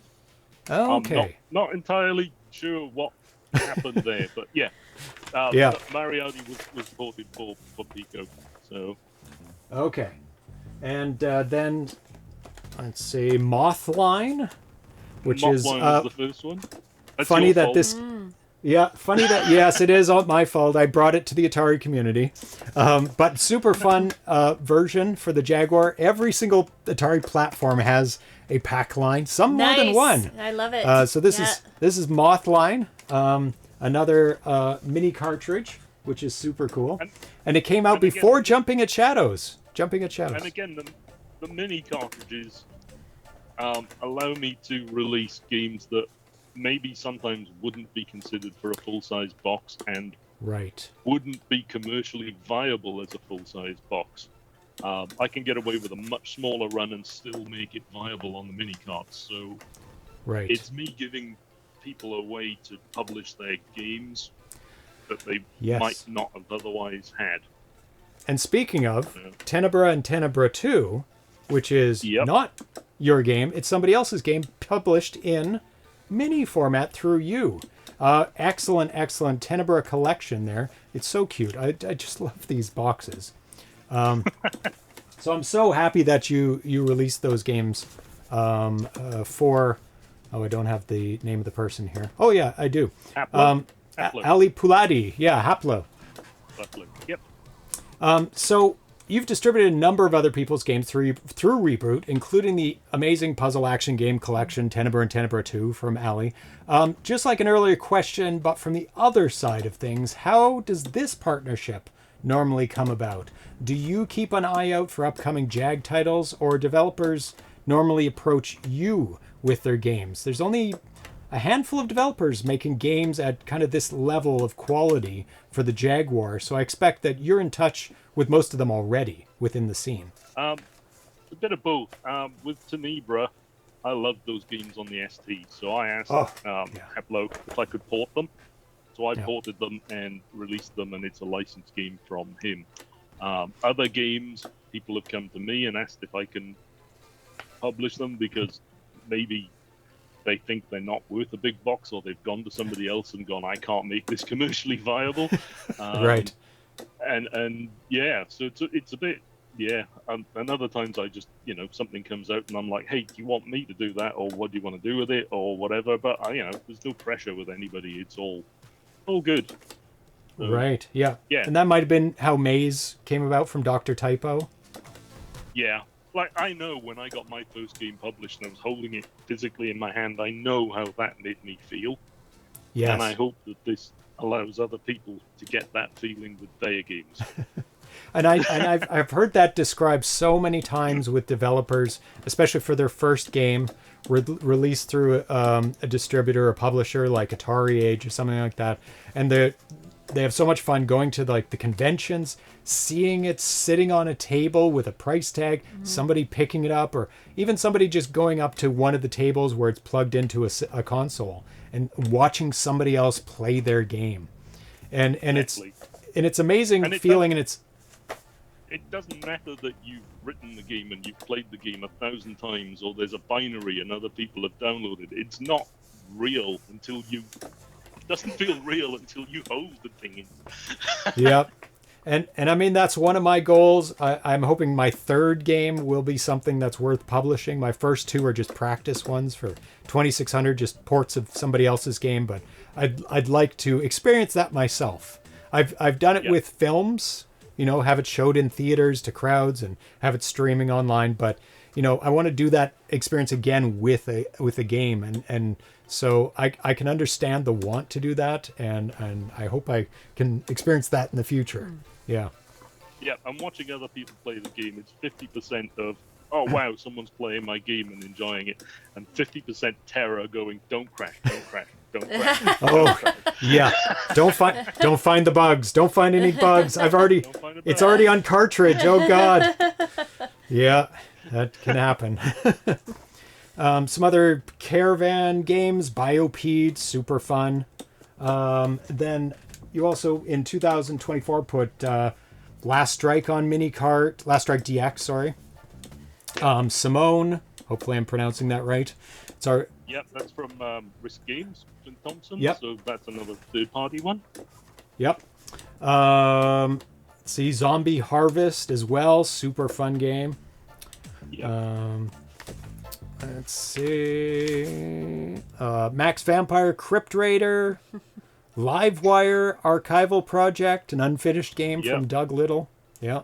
Yeah, that's from back in the day. So. Yeah. Last Strike DX, Dragon Keep. I think I've named most of them. And Painter Definitive Edition released just weeks ago at 2026 MGC via Atari Age. Yeah, they did the full box one, but there's a mini run of about 50 cards out there of it as well from last year. Collectible. There it's you go. collectible. Get Gordon to sign them. He's in the chat. Oh, there you go. Ship him off to him. He can post his address in the chat. No. So let's pop in Jumping at Shadows, another massive release. Amazing game. From Reboot. Yeah, Oh my god. Amazing game. Absolutely amazing. One day we'll have to finish all the levels. We got through a good chunk of them, but there's only so much right to time. the end? Not quite. We got Really? 2 levels left, I Oh my think. goodness. I think. Okay. Yeah. I thought we made it to the end. And I Maybe love this not. black and white intro. So awesome. Yeah, it's gorgeous. Very Cuphead. Especially that. Yeah. Beautiful. Yep, that was done by an Atari Age user who just sent me the animation and like, hey, I hand drew this as some fan art. Amazing. What do you think? And I'm like, it's going in the game. Sorry. Wow. Yeah. Yeah. It has to go in the game. Yeah, I can understand you saying that. It has to go in the game. So Jumping at Shadows is a masterpiece of immersive and atmospheric platforming. Can you talk a little bit about your development process for a game of this magnitude and how all the pieces come together in terms of graphics, sound, music, programming, and how long would a game like this take to develop? This was just over, or maybe just under 2 years, I think it took us to do it. Like I said, it started as a square with a bloke jumping around in it. And it just grew from that, really. We were going to do a game that was... We wanted to do a game that used the CRY mode on the Jaguar that plays with the brightness and darkness of things. You can change the luminosity of colors. Right. And Ander found a tile set from Stasi Art, which was all like gothic, black and grey buildings, which is what's in the game, and started building a level, and we were like, this looks really, really good. So, Yeah. we started building levels up and adding, monsters and enemies and things, and it snowballed into a behemoth. Jump. And the more it snowballed, the more we were determined not to like just go, well, we're done now. We were like, every single day was, let's push this a bit further. And Yeah. It's just stunning, and I love the action platform puzzle aspects. Like, there's a lot going on in the game, and also the collecting of things. It's like, oh, you finished the level? Did you really finish the level? You might have to go back and look a little bit harder for all the orbs, because you need a lot of orbs to get through the full game. And then we added, chapter speed runs to it. Because there's not enough, right? So you can run, if you run, like the 10 chapters are all timed when you start them, so it gives you your total time for each chapter at the end. So we could, if we wanted to, run a speed run competition on like chapter 1 or whatever. Oh, that would be pretty cool. Yeah, I'd love to see how people get through them. Unfortunately, a lot of people don't record their play sessions like I do. So you're like, I don't know how he got that time. I wish I could see them playing the game and see how the shortcuts, how they got it. But of course that helps other people too. Like the last competition from last month for Rocketeer, you get the scores of like 100,000, 200,000, then you get a 500,000 score, and you're like, all right, I can see maybe some. And then like ABD posts 3.5 million or something at the end, and you're like, how? And he's like, oh, you just shoot all the enemies. And it's like, oh, yeah, I know, but how? How do you do this? They sent me a video of him doing it, and I'm like, okay. Just astounding. Some people just can get locked in and understand exactly how the game... Well, ABD is good at every single entry so far, so they're just a roundabout excellent player, that's for sure. Yeah. Yeah. So, yeah, no, it was basically attention to detail is what went into Jumping in Shadows, from the game to the soundtrack to the hidden things on the packaging that nobody's found. You got to include those things just to see if anybody picks up on them. Yeah. Yeah, they're there. They're all in there. Somewhere in artwork, here. The box artwork and the poster artwork and everything that William did for this is fantastic. Just the poster is gorgeous. Yeah.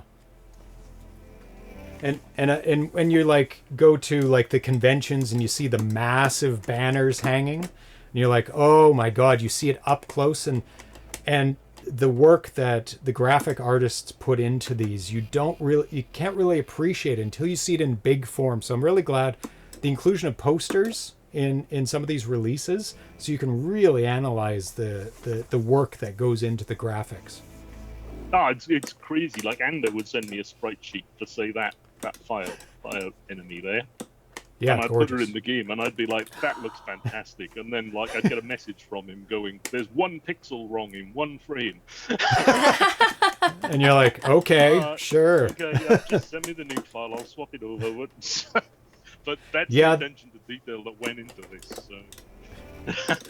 Yeah, and not just the graphic work, the weight, the feel of the characters, like the flamethrower guy. He moves like he has a lot of weight to him. Yeah. Yeah, and then you get the lightweight ones that are springy and bouncy and it's just astounding. The knowledge behind this. The last level. That's all I'm gonna say. Wait till you get to the last level. There's a bit of a surprise there for you. Oh, excellent. Oh no. Excellent. Can't wait. Let's see. Okay, and I think we will move on to the last game that Tanya's going to play today, which is Rocketeer Rebounced. Another amazing game, which I did some beta testing on. This came out in 2025, and it is your first self-published big box release. So I was really happy when you announced this game or got me beta testing it, because the overhead bouncing genre, if there is one, of games is one of my favorite, dating back to me playing Bounder on C64, which has, a similar feel to it. Can you tell us a little bit about Rocketeer, the guy in it? Now that he's kind of a reoccurring character from your games going back to 2013. And I think if he comes back once more, he's going to be your unofficial mascot. He's coming back. He's coming back. Oh, there you go. He's coming back. He is going to be your mascot. I mean, it works. Reboot, Rebounder. Reboot Rocketeer. This is a game that I started working on, probably around 2012. And it was, the basic engine for this was actually written while I was doing dialysis, plugged into a dialysis machine at the hospital. I don't know how you could do anything while doing that. The needles go in one arm, and this arm's free to touch. There you go. Wow. I guess you got to do something. So it sat as a fully working game engine with no graphics for about, or levels really, for about 8 or 9 years. And I showed it to Ander, and he did this with it. I mean... Wow. Yeah, it's gorgeous. The engine changed a lot once Ander got involved. We started tweaking the interface and adding extra layers and changing the sprite colors and the depth and everything, but the basic game was always there. We added a few extra tiles, but yeah, this was great. And then we were like, let's bring Rocket Man back, because he's hilarious. We love Rocket Guy. He's a great looking character. Yeah. Because this in Bounder and all the other games, this was originally a ball, and in my prototype demo, it was the Amiga red and white ball bouncing up and down. And we were just like, what what if Rocket Guy's backpack was malfunctioning and that? and it makes it super funny that this guy is just bouncing all over. It's like, why is he bouncing? It doesn't matter. It's funny. Worst luck. He is the worst luck ever, this guy. He really does. I gotta say the graphics in the background, the parallax, the almost watercolor like faded, distant, misty background of beneath it is just gorgeous. Beautiful. It's beautiful.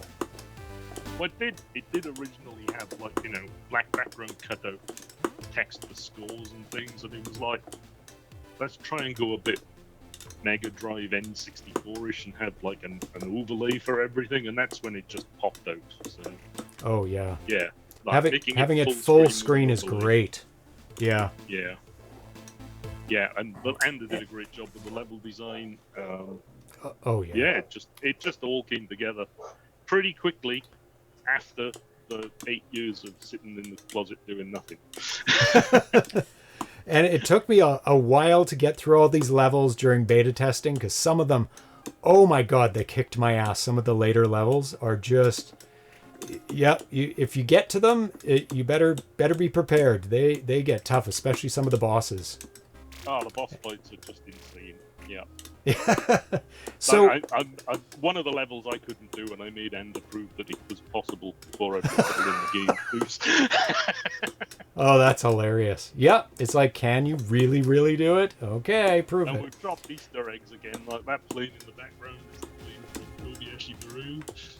Oh, nice. Nice. Yeah, that just adds to it so much. And the castles in the background. So talk a little bit about your decision to self-publish this game in a big box form. I've been wanting to do that since the first game, but it didn't really become possible because of the initial cash outlay. And the mini carts helped that, because every time I did a mini cart, there was a little bit of profit, and that went in the war chest. And eventually, there was enough to do a big box game. And it was basically, if this doesn't do well, then that's it. We're not doing this again. But I mean, it's been really good. It's been, I mean, I thought, you know, people bought it from the Reboot store. It's been picked up by Atari Age and Songbird. So yeah, Oh, very great. happy with it, and it's going to be the first of quite a few. Oh, nice. The smaller stuff and the niche stuff probably still continue to do minis, but Yep. if we get a big, what we consider a bigger quality title, we'll definitely do a big box version for them. Oh, that's awesome. And Crunchy the Clown says, I agree, this game is gorgeous. Yes, it absolutely is. Thank you. I'm sure Anders watching this, or will watch it when he wakes up, because it's like 4 a.m. or something there. But Yeah. Hopefully we can make him blush. Yeah. And rounding out this year, or late last year, Rocketeer Caravan, which we played on the show not too long ago as part of the contest. And then Bad Moody's 26, Go Lucky. Oh, almost. No, now you're disappeared. Work, camera. There you go. Yep. Excellent. There's Go Lucky as well. Yeah, haven't played those games yet on the show. I will. And Magic Pockets, obviously, just recently released through Atari Age at Midwest Gaming Classic as well. Yep. So, speaking of that, your latest game just released a few weeks ago, Magic Pockets by Bitmap Brothers. I was a beta tester on this game. Boy, is it super fun, but super challenging. So what is your history with that game and your decision to bring it to the Jaguar? It was a Bitmap Brothers title that we hadn't done, and it's also a great game that people fondly remember. So, yes, that was the decision behind that game. It was done. It's been done for years. Like, I think I finished that maybe 4 or 5 years ago. But we couldn't finish it. You know about that. It's a tough game. Oh boy. Yeah, and I didn't want to get it published until someone actually played completion. Yep. Because you know, if you don't, someone will, and then it'll stop working. But I eventually beat it. Yeah. Well, yeah. You definitely want to make sure it completely works. You don't want an Impossible Mission 7800 situation where they didn't test it all the way through and it couldn't be beat. No. That was a terrible, terrible situation. Don't want to do a mass recall. No. So I want to ask you a fun question that's not really related to Reboot, and I'm sure you've thought about this.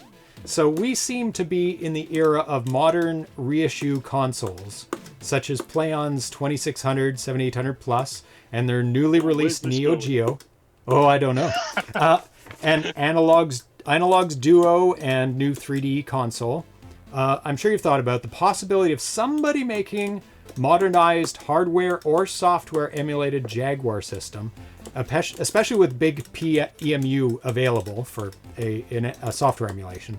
I don't want to ask if you do or don't want it to come out, because maybe you do, maybe you don't, depending on how well it's done. But what would be your must-haves if somebody were to make a new Jaguar system?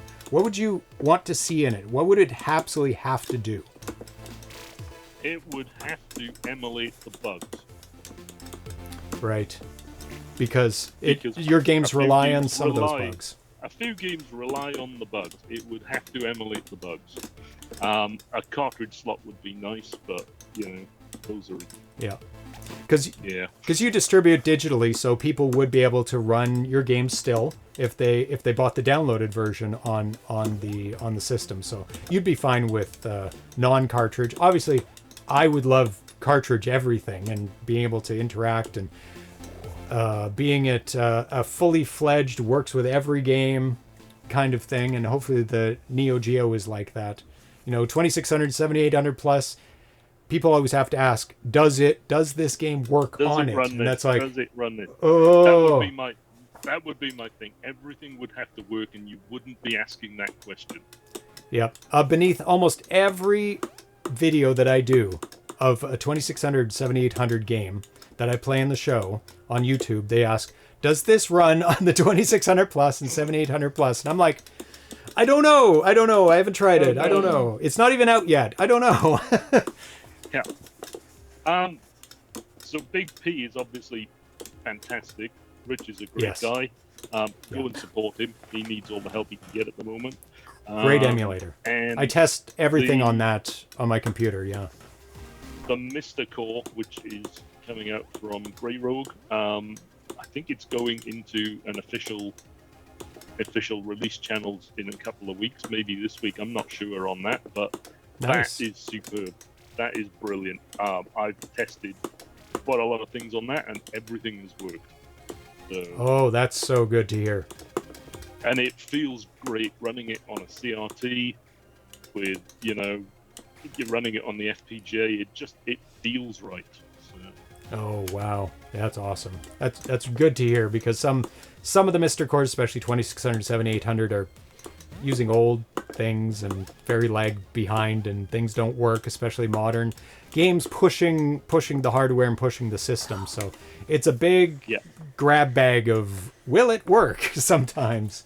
Well, I've tried Broom and Jumping at Shadows and Gravitic Minds and a couple of other things, and they've all worked fine. So.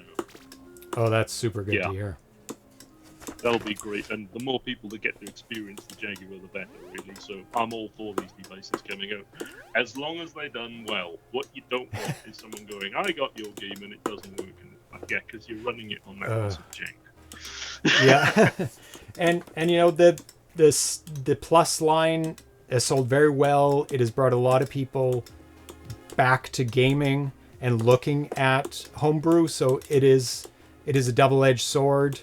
I mean, they update it all the time to get it working with newer and stuff. Actually, the community keeps it updated quite nicely. So it is a double-edged sword. So you really do want it to have high 99.999% compatibility right out of the gate, and updatable to fix that 0.001 when you find it. Exactly. Yeah. So that is the last of my main questions. So we're going to switch away from the gaming to put you full screen again. Hey! Ah, he's back. Oh my God. Frightening. So now that we've gone through everything, a quick overview, let's say, of what you've done with Reboot. We've at least named a bunch of games, all the games, and you've done way more than that outside of Reboot too. But people can go watch the other stream for that one. So we teased at the top of the show that you have some upcoming Reboot releases. So what is next for Reboot? What is on the horizon? Ooh. What is that? Oh. Pumpkin Tom. Oh boy, he's got a torch and a sickle, and a castle is beckoning him. I love me a Halloween themed game, so that looks fantastic. Yeah, he has got the weapons to take down that castle that is stolen something from him. There, he'll get that castle. So basically, we've taken the Jumping at Shadows engine and completely enhanced it, and we're currently making this with myself and Ender, and that artwork's from William, and it looks great. So Gorgeous. another platformer, but not a Jumping at Shadows sequel. Nice. Oh, that's so exciting! I love Jumping at platformers. Shadows engine. Nice. But it's not a Jumping at Shadows sequel. And we also have in the works E-Booteroids, rocks, Pretend Rogrox.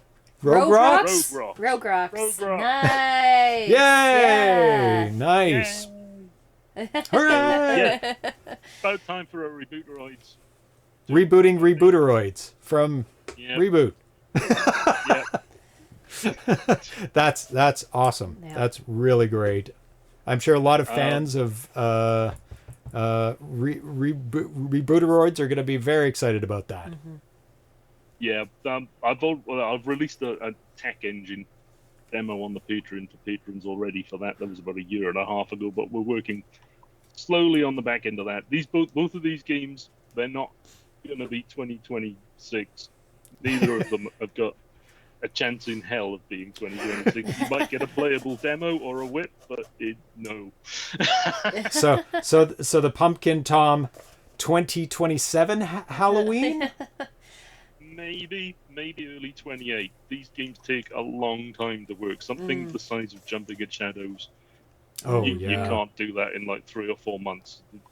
No. And it's too much of a toll. So yeah, we are working on them, but That's they're not awesome. coming soon. They are coming. Yeah, the graphics, the gameplay, the level design, it's just testing. It's huge. It's so huge. And there's a couple more releases coming up, which will happen before these come out. First up off the bat, Rebooteroids, Last Strike, Rebooted, Gravitic Minds, and Jumping at Shadows will become published by Reboot Games. Rather than very published nice. by Atari Age. They'll still be probably available in the Atari Age store, but they'll be the Reboot Games published versions. Oh, very cool. And we have upcoming for mini cartridges, we have M1 Grande's Black Felt Solitaire. We have a game from Gedela called Chase of the Damned. We have one from Sporadicsoft called Monster Panic. Okay, yeah. Where else are we? We have another Reboot Games title called Rocketeer Recalled. There we go. Nice. You've got to get the Rocketeer guy out there just one more time. This time Yep. he's stranded himself on a planet and needs to phone his people to get home while collecting bits of his ships that might have fallen into pits. Ooh, that sounds familiar, but I can't place it. I think there was a movie about it, but I'm not Yeah. sure. Some do with aliens or something. I'm not sure. Yeah, that's very And cool. We also have some more big box titles coming as well. We will be releasing from Muddy Vision, Copper 64, and EXO on the Jaguar. Oh, nice. That's awesome. And from Sporadicsoft, Crumbs and Nitrous. Oh wow! So that's a lot of games coming up. Holy crap! You're gonna be busy. Info dump there. Yeah. There we go. Holy crap! Yeah. That's awesome. So people have a lot to look forward to from Reboot games. That's for sure. So wrapping it up, where can people follow your game releases, like the ones you've just listed out, and how can they get in contact with you? Where can people find you on the webs? Patreon. At the Reboot Games Patreon thing, which is in my signature, and you can Google it. It works. Yep. Yeah. There's Twitter, which I occasionally check, but not so often. Very much. Same with Facebook. I've actually uninstalled them off my phone because I was doom scrolling. Yep. They're dangerous. Yeah. That was my Christmas thing. I'm going to get rid of these off my phone, and yeah, that's Smart. great. Uninstall them, people. Yeah. Get off of them. I mean, I just use them for the show, just like you just use them for Reboot. Like anything else is just like, oh my god, it's just full of garbage. Just get off of them. They're pointless. If you see something on them that might even remotely interest you, there's like a 95% chance it's AI and doesn't exist. That's so true. Yeah. It's like, oh, that looks oh, never mind. Yeah. That guy has 6 fingers and is very weird. Yeah. Yeah, I'm also on Atari Age, or you can join the Reboot Discord. So plenty of ways. Perfect. Lots of ways There to you get go. involved. But Yep. I recommend joining the Patreon because, yes, I would like more patron supporters. Yeah, and you get a lot of bonus stuff like you listed Yep. earlier. So it's a good thing to do. And to get into the Discord, do they have to be a Patreon member? Is that part of the? No. Okay, Not at so all. get in there. There are channels on the Discord that are for patron members only, where I put Okay. binaries and things, but no, you can Yep. just join in. All Oh, good. sweet. That's awesome. Excellent. So before we let you go, is there anything we didn't cover that you wanted to cover? Anything else you wanted to say? I don't think there was anything you didn't cover. All I wanted to say was how grateful I am for the support I've had from everybody, and how thankful I am for the people I've worked with and the patrons who are supporting me currently. Without those people, it would all have been a bit pointless, and it's just been great. And I just everybody just chill out, enjoy the Jaguar. Yeah, Enjoy play it some for all the games, have some positive- fun. Have fun, play the games, enjoy it for what it is, and don't live for what it'll never be. There you go. That's a new tagline for Reboot. Enjoy it for what it is, and yeah, exactly. So thank you so much for coming on. Thank you so much for making all the games that you do, distributing all the games that you do, and keeping the Jaguar scene exciting and positive. Thank you for inviting me on. It's been fun. You bet, Always Lawrence. is fun. Excellent. Thank you, Lawrence. And when we go to Australia eventually, we'll come by and say hi. Yeah. See you then. Good. See you online. Yeah. Bye-bye. Bye, everyone. So big thanks to Lawrence. That was awesome. Always fun having him on. Always fun playing his games. Always fun looking forward to his next release. Yeah, his games are absolutely stunning. Both his originals, of course, he puts so much work into his original games. Amazing games. And being able to bring all these titles that you guys didn't see that are sitting beside me, that I forgot to bring out. Yeah. Yeah, here, I'll show you.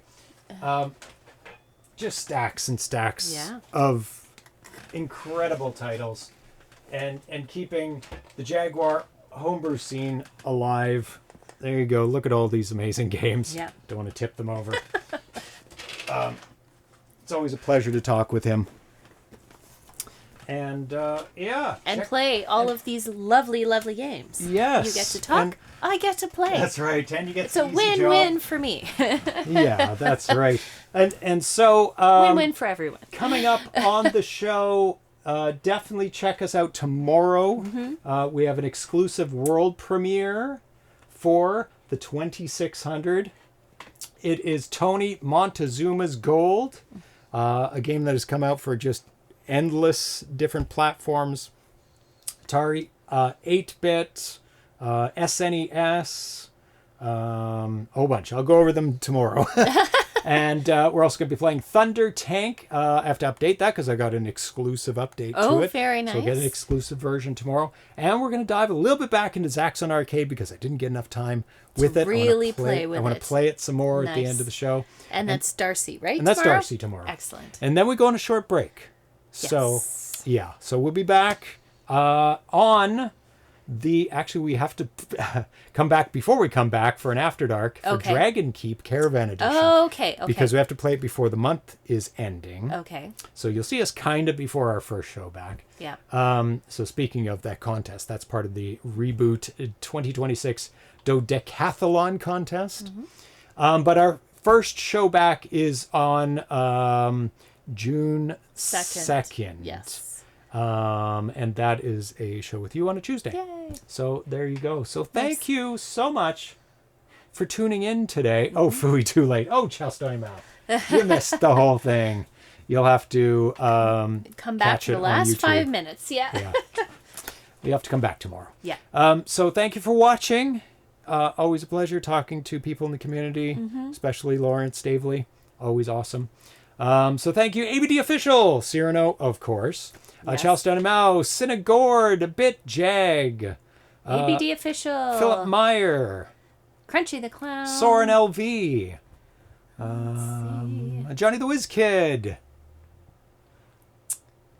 Cafe Man 2D jumped in there. M1 Garand, got it. Yeah, got it right. Huge Ass. Looking for names I haven't said. It's Kev. Cubanismo. Hey. Beat me to it. Beer Pocock. Pro 7. Nice. And everybody else who was lurking or Yes, watching on thank you so YouTube, much. thank you so much. We'll be back tomorrow. Oh my goodness. With some more awesome Atari gaming. So have a great evening and we good will night, yeah. a good night and we'll see you soon. Yeah. Bye-bye.